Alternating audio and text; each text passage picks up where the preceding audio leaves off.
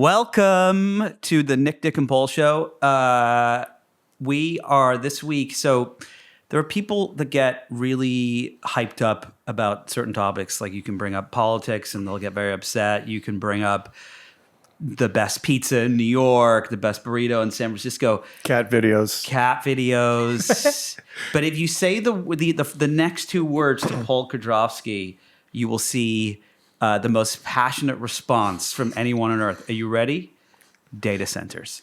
You know what's funny about it is it actually pisses me off that pisses me off. It's one of these meta problems. Where it's See? Like they really piss me off, but it pisses me off that I even care, which just feels ridiculous, right? I mean, it's like, I don't know, obsessing about climbing gyms or something.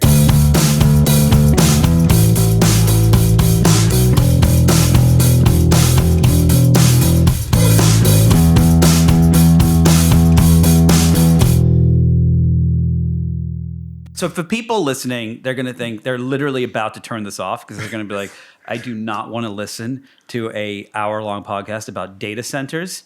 Right. Right? Especially one that's going to probably run long, about an hour. That's right. But so on our text thread for the past, how long has it been, Dick, since he's been sending these data centers? Quite some time. Yeah. 6 months, hundreds of them. Yeah. Yeah. We have been getting Often spam hundreds filtered. of passionate texts from Paul about data centers. Do you want to start this, or should we just give it straight to Paul? Just lead us in. All right. So Dick and I are going to take a nap, Yeah, and I'll just talk. and what is it that pisses you off so much about data centers right now? I think it's that people, at least three things, but I'll give you at least three. At least three, but that's at the high level. There's 1,000 at a lower level. Do we need to set anything up for listeners so they? Data centers are these giant air-conditioned buildings containing huge numbers of GPUs, NVIDIA chips in giant server racks. They've been around forever. They've been around for as long as we've had web services. Back, early days of Amazon, early days of Google, early days of Yahoo, we've had data centers. So that's nothing new, right? The idea that data centers are somehow new is of course just wrong. The difference is that all of a sudden spending on data centers went from being kind of like this, like growing 4% a year, to growing like 22% a year, just in the last 2.5 years, right? But that's because of AI, right? Really? Don't piss me off. So yeah, it has to do with this AI stuff. But the point is, it's all of a sudden taken off, and everyone's kind of playing this game of trying to say, you have a 100 megawatt data center, I can build a gigawatt data center, you can build a gigawatt data center, I can build a 10 gigawatt data center. And everyone's piling into this business of proposing to construct giant data centers all over the US, all over North America, all over the world, and so on, and all in large part because of this notional idea that it's the future. These are the new engines of capitalism, that if I don't have a data center, it's not just that I can't fuel AI, I might as well just shut down the economy, because from a regional economic development standpoint, that's what matters. And you'll hear this all the time from officials in Georgia and Virginia and everywhere else. Why are you so obsessed about these things?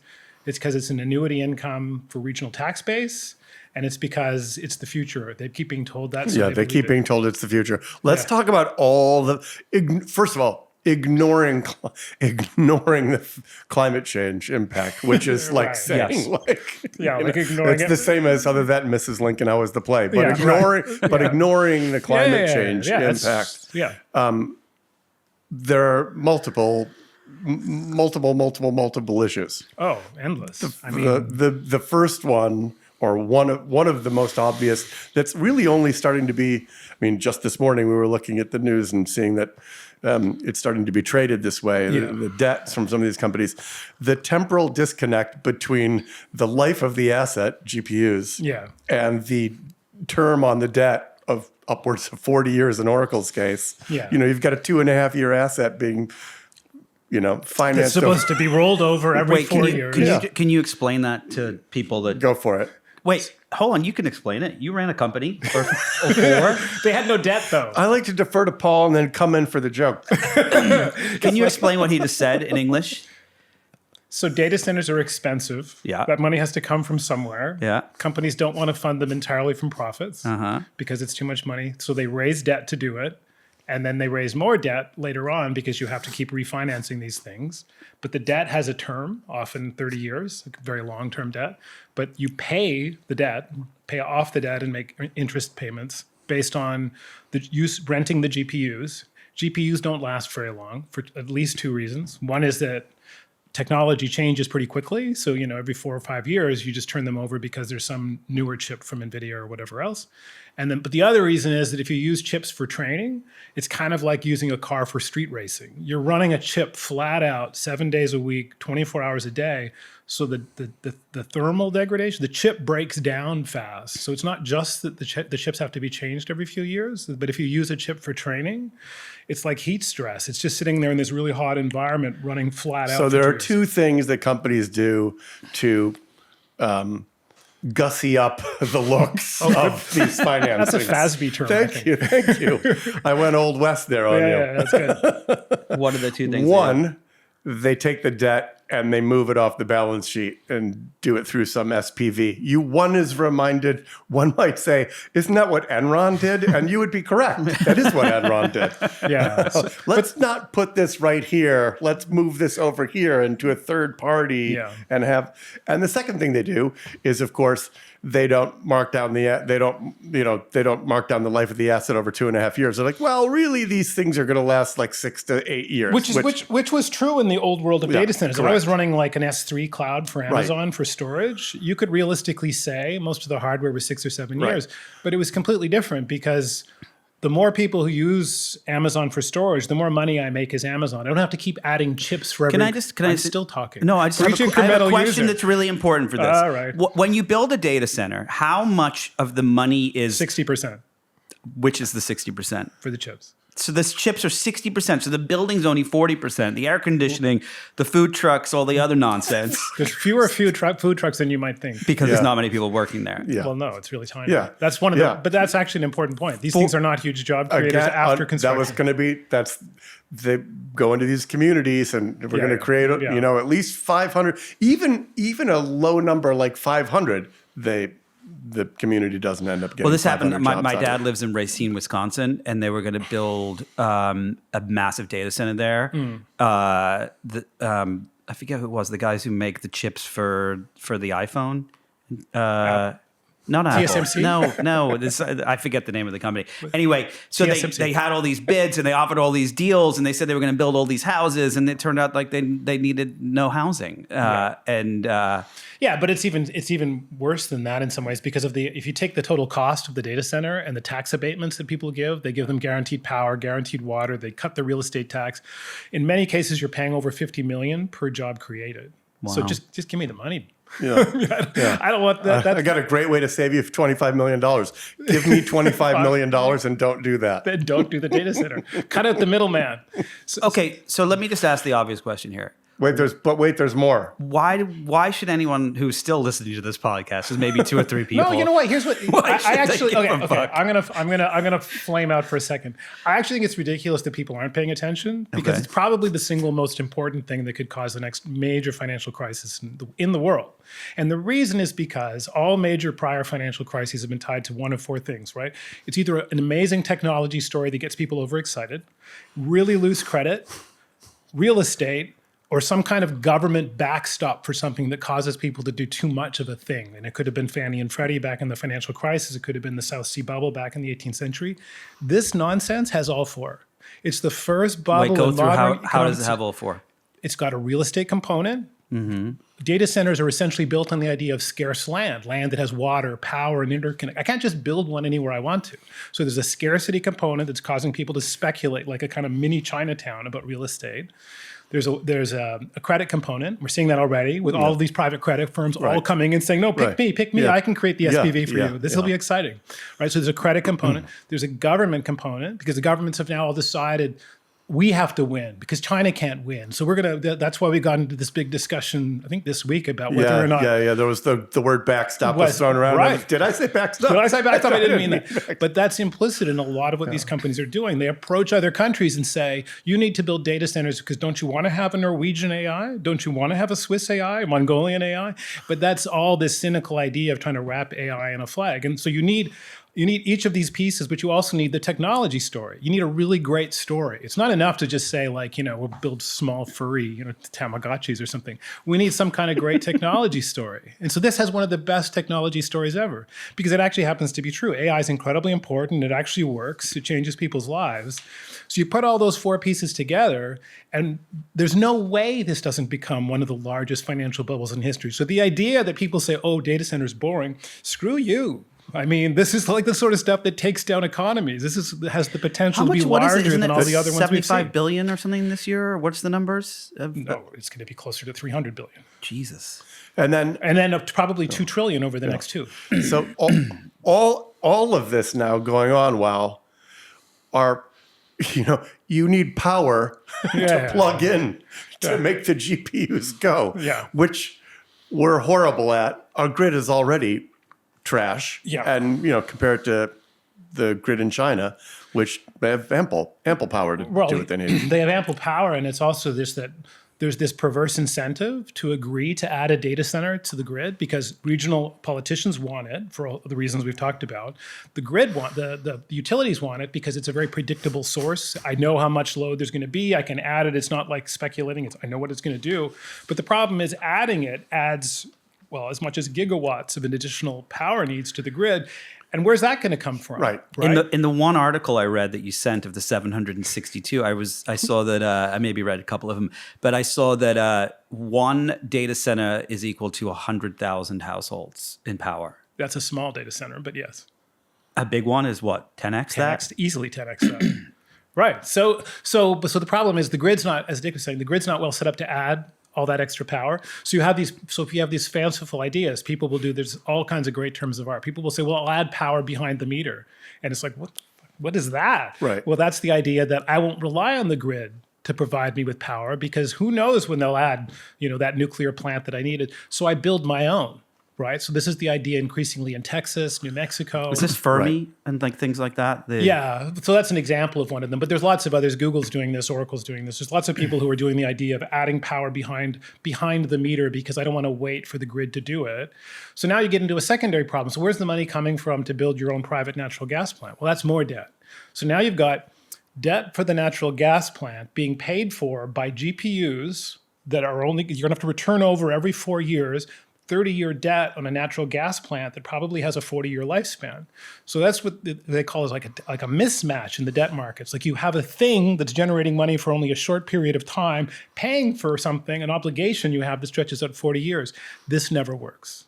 This goes very badly over and over and over again over like 200 years of financial history. So how does it play out how does it end? Do we have you drive up and down any city street today and there's more for lease signs than there are do data centers become ice skating rings? I would say laser tags. Laser tags. It's like great rooms for laser tags. Nick, invest in a laser tag development business right now. Yeah, I like that. But I think you're going to have free space. One of the many things that pisses me off about this subject is people all want to say how does this end? And they just want to pick one thing.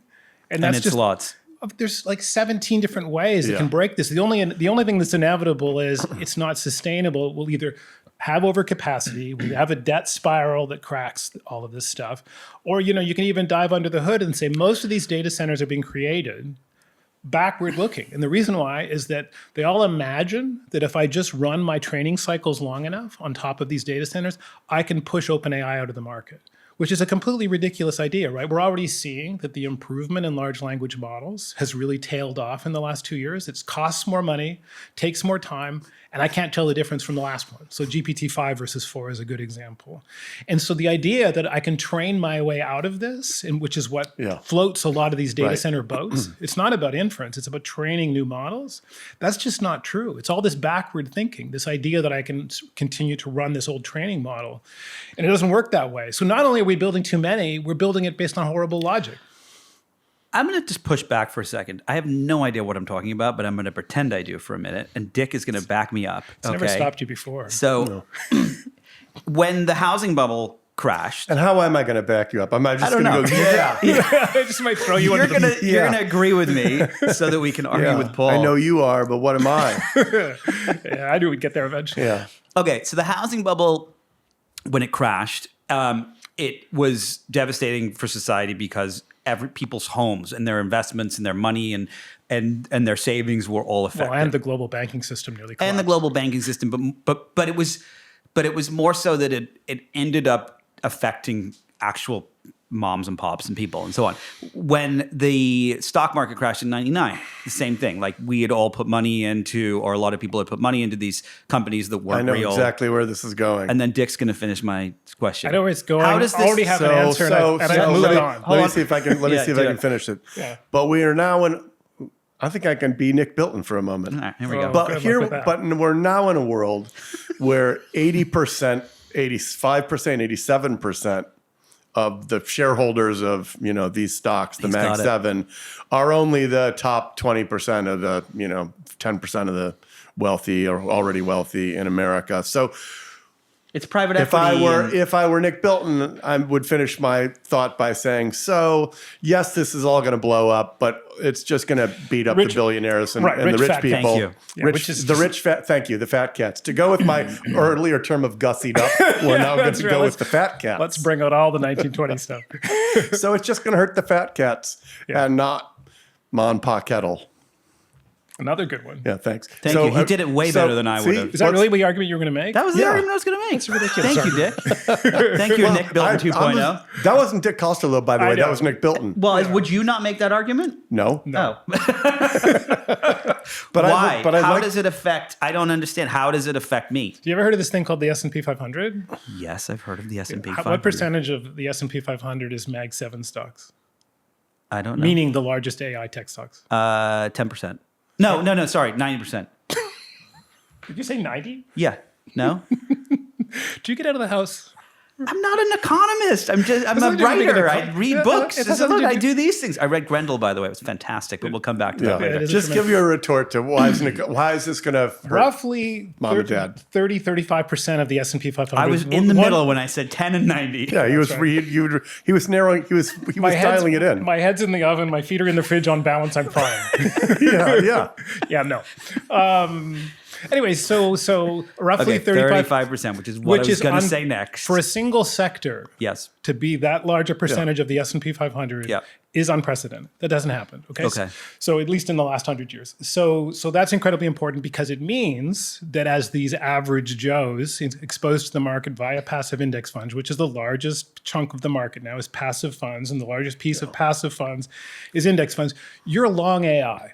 You're incredibly long. It's 30% of your portfolio if you're largely in passive funds. Oh, I just invest in laser tag, but don't worry about me. Yeah. So the idea that somehow you can dodge it, you're deeply exposed to this. You're incredibly long AI by default. Paul's saying everybody's IRAs that are just in the Vanguard, S&P 500 index. 40% of the gains in the last 2 years were those 7 stocks. Right. So it's not just that you're exposed. Those unwind. Half your gains in the last 2 years go away. Okay, so it's a double whammy. So that's probably on the order of about $800 billion of capital being withdrawn that people think that they're holding on to in these relatively safe conservative. But that doesn't stop there. It goes on, like, for example, exchange traded funds that are large holders of real estate income trusts, which are essentially real estate funds in the ETF market. Something like 15% of the assets under management at the largest ETFs are data centers. Again, another problem. So who holds REITs? Not people who are out there speculating. These are typically people who are retired. They want income from some investment. Right. They're some of the most conservative investors in the market. They're incredibly long this stuff because by default, these ETFs are increasingly holding a huge percentage of data centers. So the idea that somehow this has just to do with private equity is on the numbers ridiculous. It's actually mostly retail investors who will take it on the chin. And then secondarily, it'll spiral through debt markets. Within the debt markets in turn are collateral for other things. So it'll contract spending, shrink the stock market, throw us into a recession. It's not dodgeable like that. Okay, so Dick's going to ask the next question for me. Which is, okay, here's the question. We've all talked about this. We all know it. Everyone's saying it.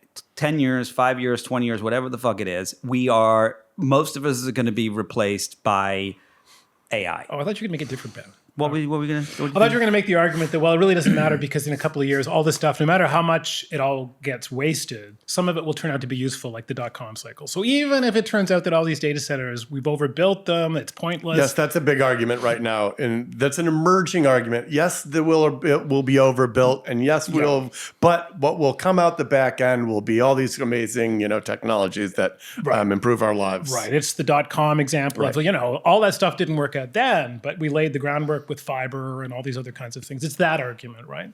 Which is a really popular response to this. It really doesn't matter. That I wasn't making that argument, but go for it. But it's a very sort of au courant argument. Yeah. Do you like how I've gone from Old West to French? I was about to say, fake French. Au courant. Yeah. So that argument, though, is like a very common response from the technorati that this is, you just don't understand the dynamics of how technologies work in these bubble cycles. And Paul has a certain je ne sais quoi response to that. Do you agree with all of this? Yes, I do agree with nothing. everything. No, I mean, sure, there was some one or two things in there I disagreed with, but I generally agree with everything he's saying. Okay, all right. Well, so here's my question. So the response to that point, though, the ridiculous point about the cycles is one. You're operating from a data set of about two or three historical examples, possibly the dot-com period. Yep. Maybe you can go back to like the PCs. Maybe it wasn't nearly as big. Possibly rural electrification in the 1920s. Maybe railroads in the mid-19th century. Oh, we're going to go to rural electrification in the 1920s. But that's all you got, my friend. So if I was to launch a drug on that basis, I wouldn't get approved. So the notion that should somehow convince me that this is some kind of law of economic life, for starters, is just ridiculous on the face, right? Because we have a couple of anecdotes we like to tell, and that's all we have. Because even if you take it back to the Industrial Revolution and say, well, it all worked out, it took 40 years for the average person to get back to the same standard of living as they had before the industrial. Society got wealthier, most people got poorer for 40 years. Try that in the United States today and see how that goes. And it's going to be in 2 years, not 40. It's all going to happen 6 months. faster, more widespread, more consequential. And what's your sense of how quickly this starts? I mean, it's kind of starting to unwind right now. People are realizing. I actually think you're going to. I always remind myself that back in the 80s or 90s, whenever the dot-com thing was beginning to blow up, so 4 years before it blew up, Greenspan was out there warning people about irrational exuberance. This was 4 years later. People forget. Well, he was warning people and saying, oh, this is out of control. I actually think it's going to sawtooth considerably higher before it blows up. And at each stage, people will think, well, that's the end. And it won't be the end. And it'll be the end, so probably, look out 2 to 4 years is a good guess. But it'll sawtooth higher, catching people at each step all the way The up. very end of these things tends to be the most juice, the last 6 months, if you will, it doubles again. Right. It's like the Druckenmiller moment. Famously, Stan Druckenmiller, a well-known hedge fund manager, was short this stuff, the dot-com stuff, all the way up. And then about 6 weeks before the top hit, he went... Like February 2000. He sold everything else, bought it all, and immediately blew up, and the whole thing ended.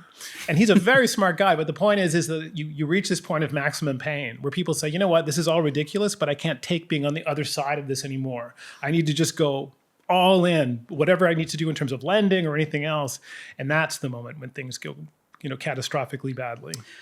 But we're not there yet. Let me ask a logistical question. Of all the data centers, how many are like an AWS type situation where people are renting space, GPUs, and so on and so forth, versus OpenAI and Facebook and those guys building their own? Even when they build their own, they don't build their own, obviously, right? I mean, these guys are not in the construction business. So they're doing this in conjunction with construction companies and in the context of these special purpose vehicles and others like Blue Owl and private credit and what have you. So they tend to still there's operators and sponsors in the middle of it. They just become the primary leaseor of the data center. But given that, what is your blood pressure at right now? Is it up to like 160 over? No, I find it soothing. 110. I find it soothing to unburden myself. He's getting it off his chest. It's all off my chest. I feel so much better. Do you want to lay down while we do this? A little therapy session? I'm all good. No, but some of these guys. So we're all going to be replaced by AI. This was going to be my question, right? Everyone's saying this. It's going to happen. I know for a fact that I'm going to be replaced. When you say everyone's saying this, do you mean it in the Donald Trump everybody says way? Or you actually I met a guy the other day. I met a guy who told me. No, but you're hearing it's not. It's so obvious. Yes, it may take a while. Maybe it's a year. Maybe it's 20. But most people in society are going to be replaced by AI.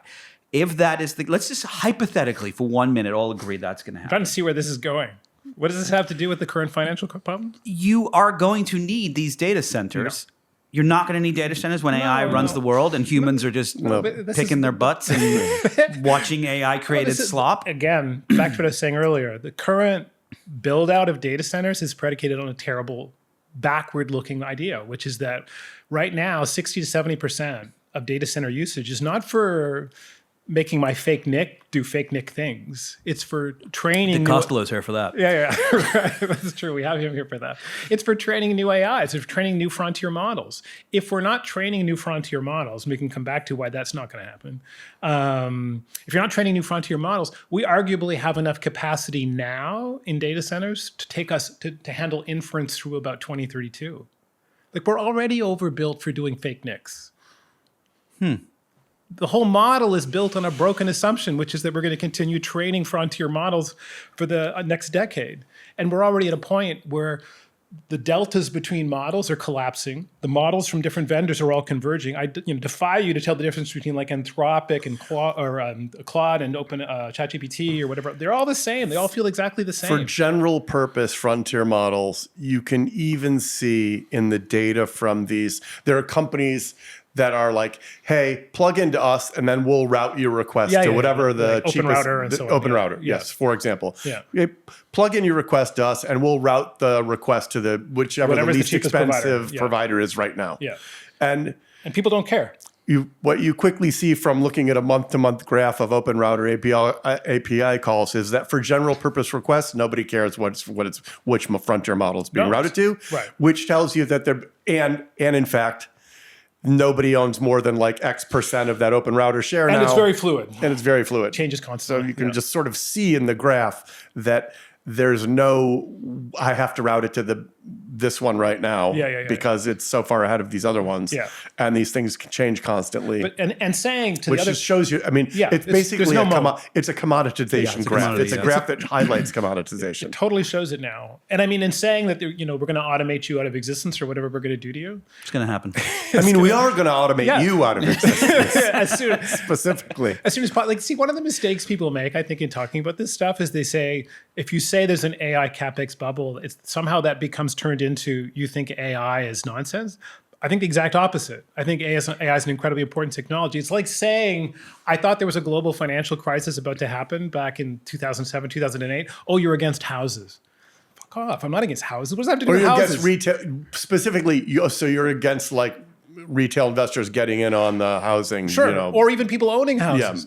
Somehow I'm dismissing the whole technology of houses, right? Oh, let's go back to lean-tos or something like this.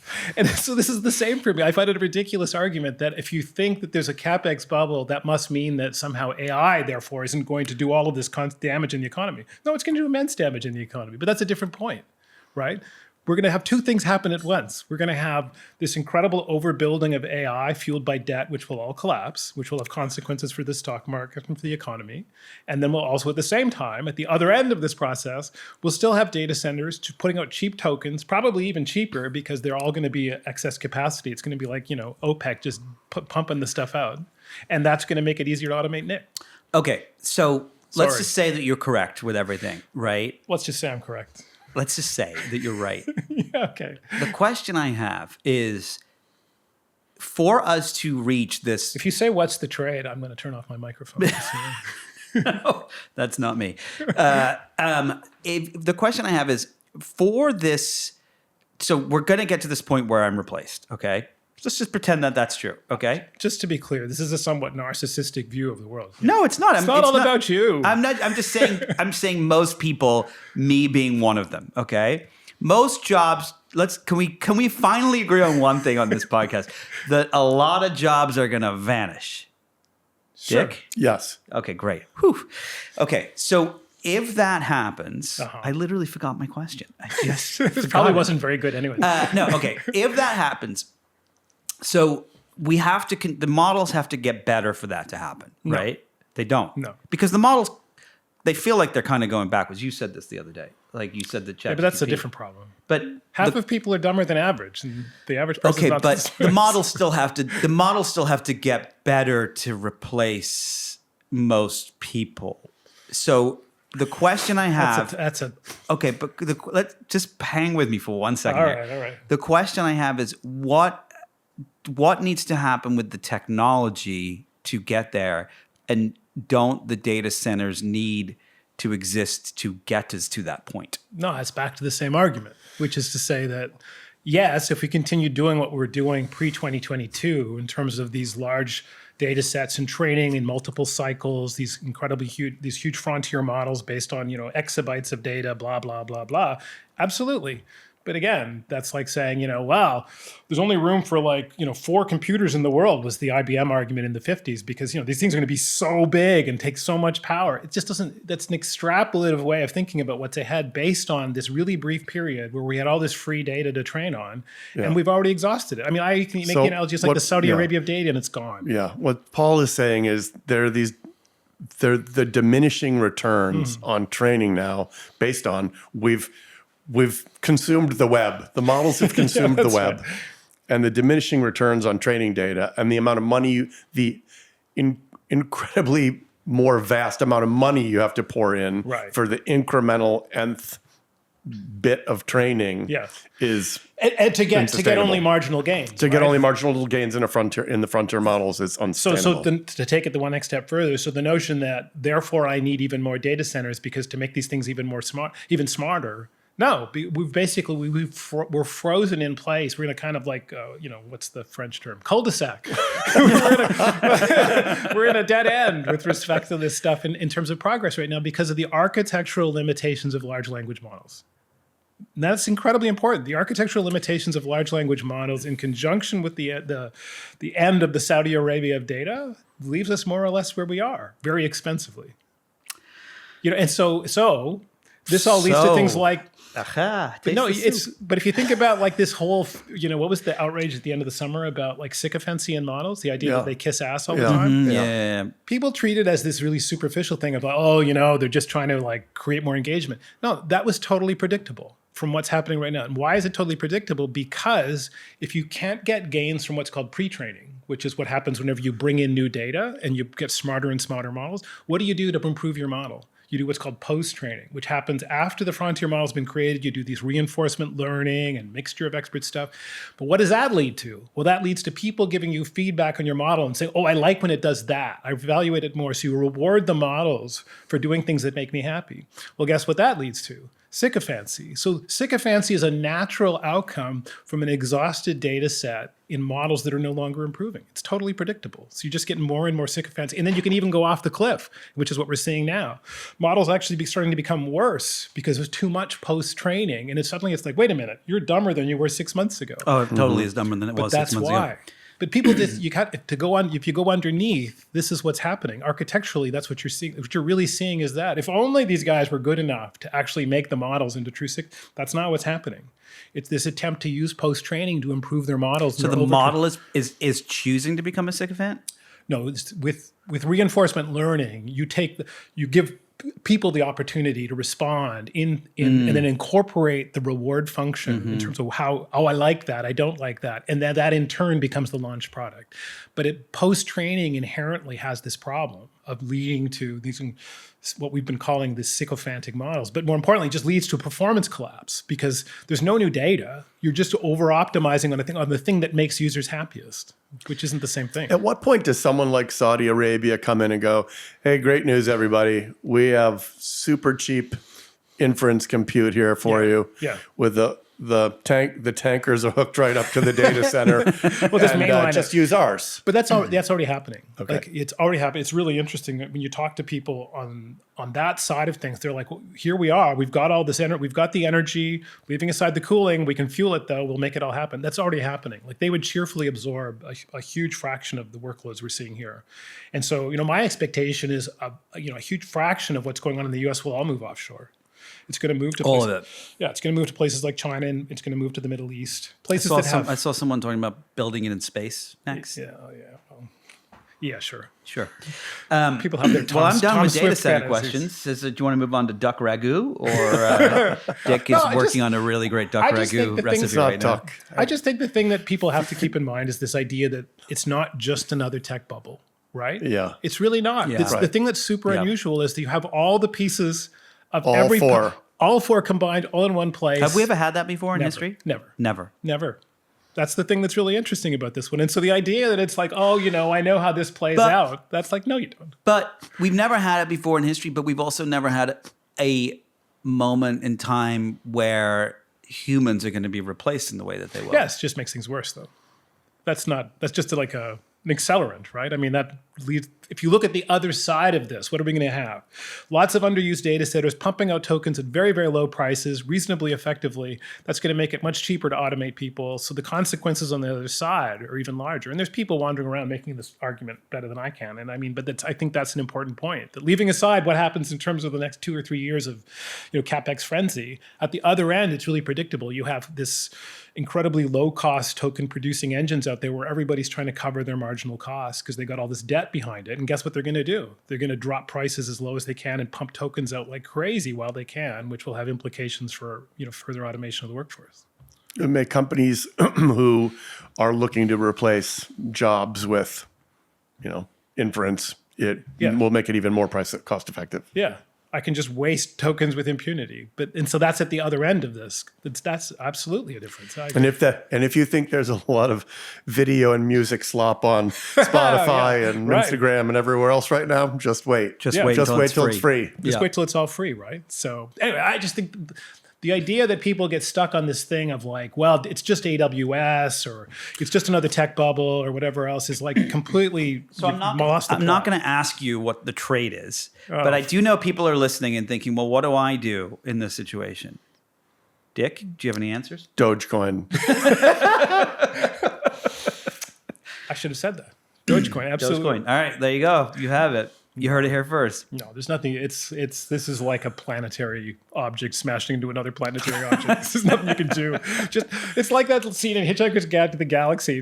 What should we do right now? It's like, nothing. Yeah. Would it make you feel better if you did this? Do you think this is the Michael Burry? So for people who are listening who don't know, that is from The Big Short, and has been commenting a lot on this online lately. One of his sort of cryptic tweets the other day was sometimes there are some moments where you just see it coming and there's nothing you can do other than not play the game. Don't play the game. And it seems like he was referencing this. Yeah, I think so. And I think in a lot of ways this current moment has echoes of some of the stuff that he did well during that particular crisis in terms of recognizing this sort of flywheel of debt creation, because we haven't talked about this idea that one of the reasons why things are spiraling out of control is because some of the people who are providing the capital don't give a rat's ass about what's going on in AI. They just like the idea that a really good credit like Google or Amazon or whoever else is going to pay money for renting access to a data center. And then at the other end, I can take that income stream and repackage it and sell it. Whether there's AI going on in the middle or hide and seek, I don't care. Yeah, right. It doesn't make any difference. And that's so that capital just keeps going round and round and round because they're perfectly happy to just keep repackaging it. Right. And it doesn't matter what's going on. So from their standpoint. And that's the pattern he's recognizing. That's the pattern he's recognizing. Because from their standpoint, data centers are basically just apartment buildings and a bunch of tenants. They're all paying rent. Some of these tenants are really good. I want more of that action because then I can take the income stream that's produced and repackage and resell it. Slice it up into a bunch of different pieces and resell it. And resell it. And so this is the mistake that techies make all the time is they get hung up on the idea of, well, it's AI. No, that has nothing to do with the credit side of this. As I said, it could literally be like, securitized rented hide and seek competitions. It doesn't really matter. And that's why you're going to have so much more data centers created is because on that other side, they love the income stream. In particular, given that they're like, well, this can't fail because look, it's Google making payments on this or Meta or whoever else. Well, given that my prediction was correct when I said the word data center to Paul, we got this response. I think we should come to a close with this podcast by saying something to Dick Costolo that will equally get him upset. It is not duck ragu. It's not data centers. It is. I'm not making a duck ragu. It's rabbit. One's a bird and one's a mammal. It's not like. Sorry, rabbit ragu. It is. Are you ready, Paul? Travel and TikTok. Yeah. So It's really bad. It's fucking terrible. So I was in Florence, Italy, on a cooking trip, and To make duck ragu or rabbit ragu? you know what? I'm just going to pretend you're not here for a little while. You're close enough to hit him if you need to. Yeah, I know. So. And there are two things that I observed. One is the classic spots. You know, Michelangelo's David, the Duomo. They're like the lines are insurmountable. I mean, the lines at this near the Duomo in the center of Florence. I mean, I'm guessing 3.5 hours. They're hundreds of yards long, winding around. And there are, like, you can't fit an infant, you know, there are only so many people they're going to allow in the church at a time. Mm-hmm. And those people want to hang out in there and take pictures and post their pictures. And and you're thinking, like, okay, you're in this town for some period of time and you're going to spend 4 hours of it. Now, then the second order effects of that are horrible. The second order effects include, one, the entire piazza is now tchotchke salespeople who are selling little trinkets and you know, the little cafes and everything are being replaced by the tchotchke shops, and B, the places that just all serve the same pasta because I have to go to Florence and get, you know, carbonara or whatever. The one they've seen on social media. Number two bad derivative consequence of these horrible, you know, when I talk about the other thing that happens on TikTok and Instagram, of course, is the influencer goes like, these are the top 10 restaurants in Florence, Italy. Right. We're obsessed. We went, you know, number 3, Sostanza. We're obsessed with the butter chicken. Blah, blah, blah, blah. So you go to Sostanza, which is this great little trattoria on Gobi Street, and used to be like, you know, go there and walk in, maybe you get a table, maybe you wait a little bit. Now it's like you have a reservation or you don't sit, because it's, you know, number 3 on the influencers, and it's almost all Americans, and they all only order the butter chicken. So you go back in the back of the restaurant and talk to the guy who owns the place, and he's like, I go through 5.5 kilos of butter a day. I'm packed right now, which is great. People only order the butter chicken. And there's going to come, and by the way, all the locals now who can't come here anymore because it's booked way up in advance, and so they don't even think about it, there's obviously going to come a point, a week, a month, a year, whenever from now, when people stop going to Sostanza for the butter chicken, and the place will be empty. The place will be empty. And, you know, he'll be like, I got to start over. I had this great little Does the owner have any, is he annoyed by it? Yeah, but he's also like, what am I going to do? Yeah. Yeah. What's my Stop move serving right now? the butter chicken? Yeah. I'm not, he's like, I'm packed every night. Yeah. But can I abstract up a level? Please. There's a tremendous book from You can't say the word data center, though. So in terms of data centers, actually, this is connected to data centers, but I won't say it. There's a tremendous book from like 88 or 89 by a guy named Steve Strogatz, who's a mathematician at Cornell, which is about this idea of the spontaneous emergence of synchrony in complex systems. So the idea that, for example, like butterflies in Georgia. So they initially start off very chaotic, not butterflies, sorry, fireflies. One will start off signaling and it's very chaotic, but the system rapidly converges until the entire group of fireflies is all pulsing in unison, right? Which is, you see this in natural systems all the time. And there's certain characteristics of systems where that tends to happen. But among them is this idea that everyone can observe each other, right? All the fireflies see what the other firefly is doing and spontaneously changes to be in sync with each of them. In human systems, for a long time, that was very hard to do because we couldn't observe each other at large scale. But now with social media, we can observe each other at large scale. So guess what happens? Much like the fireflies pulsing in the forest. We all order the butter chicken. So this synchrony emerges in these systems that never happened before. And it becomes even more organized. So you'll have like point masses of people converge on a single plaza or on a single restaurant. But the difference isn't just the existence of influencers. The existence is these systems make possible something that was never possible before, because now we can all observe each other in real time. And even if we don't want to, humans are herding creatures. They like to see what each other's doing and kind of fit in with the tribe. And so they all organize themselves in a way that causes exactly this. And it's really, it goes back to like Strogats and Fireflies and all this stuff. And it's like, you can only see it getting more dramatic with time. It'll be interesting to see what the reaction is from towns that are become fed up with it. Where it's just, I mean, there are certain streets in Central Florence you just can't walk through during. This is in October. It's not in like I remember you the saying summer. So. Yeah. You just can't. It's literally playing Mario Kart, just trying to get out of the neighborhood. Yeah. And you wonder if there will be like, hey, we don't. Restaurants that are like, we don't allow, no phones in the restaurant. I mean, you have to imagine There stuff has like to be. that start to I remember or like frisk you to see whether you have Instagram on your phone. It's like, dude, you're out. Well, it's like there was that pushback. What it was like probably 10 years ago, where people were like, coffee shops were like, no computers, no Wi-Fi, no whatever it is, and there has to be at some point, because I've seen it's horrific. I think it actually gets even more dramatic because it extends across more systems. Like you see it in financial markets, right? You see people synchronized because I can now observe other people's trades in Robinhood.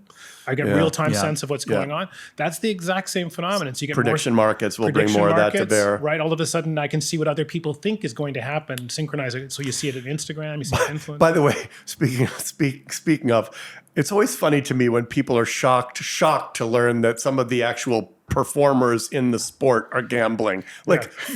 Meanwhile, you're watching the sport on TV and every ad is parlay this right now and blah, blah, blah. If you want to bet on the second half. No, it's astonishing. It's just like begging people to do it. Yeah. Of course you're going to be able to, what's my edge going to be in this particular market? I'm going to get one of the players or coaches or so and so. Yeah, I'll find somebody. Yeah. Just in the story back to like early boxing and so on. Yeah. But the synchrony thing I think is incredibly important. No, it really is. It is people don't understand the mechanics, so they don't realize in a sense how they're being led into it via these top 10 lists, which in a sense is kind of like observing other fireflies. Right? Is this the last couple of questions, and then we'll wrap up? But if there's anyone still listening, I don't know. But maybe an AI, listening from the data center. There was this study that was done recently, like in the last couple of weeks, where they gave all these different AIs $10,000 to trade, and they all lost like 900 and all of it, pretty much. Yeah. Is that because of the same thing? They blew it all on liquor and whores. I did see that, which should come as no surprise. They were trained on Reddit, so it all fits. All right, you have any last things, Dick, before we wrap this? That was my parting word. You know what, though? Like even the stuff on the markets. Paul's just going to sit here and keep talking. We can go to lunch now. No, please finish. Even the stuff on the markets. But even the stuff on the markets, I just think it comes back to people misunderstanding how these models are trained.